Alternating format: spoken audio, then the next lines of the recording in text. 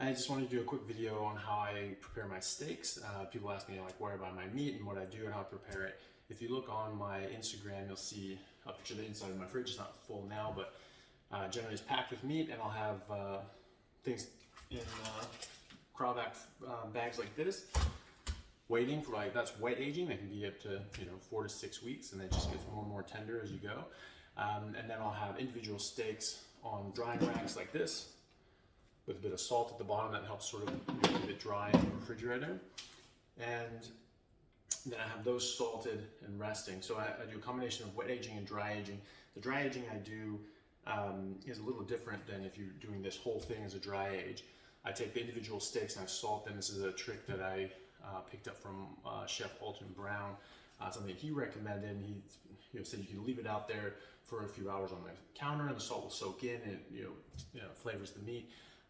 But you can also put it in the refrigerator. That actually dries it out a bit, and I actually prefer that. And I let these things wait several days, sometimes even over a week, or sometimes 2 weeks if it's a big thick steak. It doesn't dry out too much, and then it just gets better and better and better. It tastes very good. So when you're able to do this, it just takes a bit of prep work, and then you just put them in the fridge, and then you just grab a steak out every day as you want it, and you're having steakhouse quality steaks. Or I honestly don't think I've really been to a steakhouse that does a steak better than these things come out when done all together. So it's really easy. And so I go to Costco, I'll get like the big whole loin itself. I'll get a case of it. You can get 3 of these in one box, and that's cheaper. It's cheaper and cheaper and cheaper as you go. So the more bulk you get, the cheaper it is. So like buying it like this is going to be half the cost of buying it individually cut up generally. And then you just cut it up yourself. You also get the added benefit of being able to wet age it as well, which makes it more tender.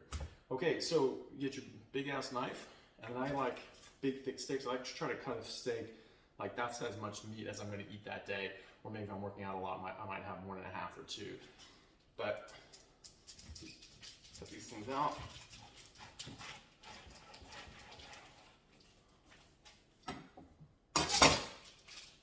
I'll just do a couple here just to show you, but I'll do the rest later. Just to show you this, what I do now is I generously salt this, but you can play around with how much salt you want on it, and just salt to taste. So you put as much salt as you think you would want on that steak, but you put it around on all sides. Okay, so this is a thick steak, so I'm obviously going to do every piece of it.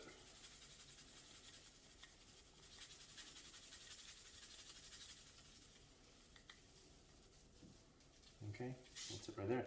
And then you just set it up. Okay, so see here, you got that there, and then you'll just rack these up all the way. You don't want them touching.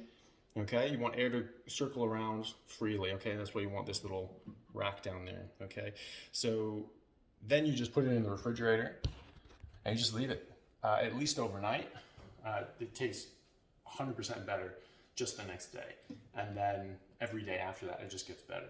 If they're thinner, they'll dry out quicker, and it'll just have a different texture. The worst that can happen to this is it'll turn into beef jerky. Like, I'm okay with that, but it won't go bad as long as it's not touching anything. It doesn't have areas of moisture where that can grow bacteria, and you've salted it correctly. So you got salt on all the surfaces, and it's not touching another piece of meat, and it has air circulating around it. Okay, so it's a pretty easy thing to do, but it makes a huge difference. I do it for all meat that I have, chicken, fish, everything. I always pre-salt it and let it sit for a little bit. It makes a massive difference.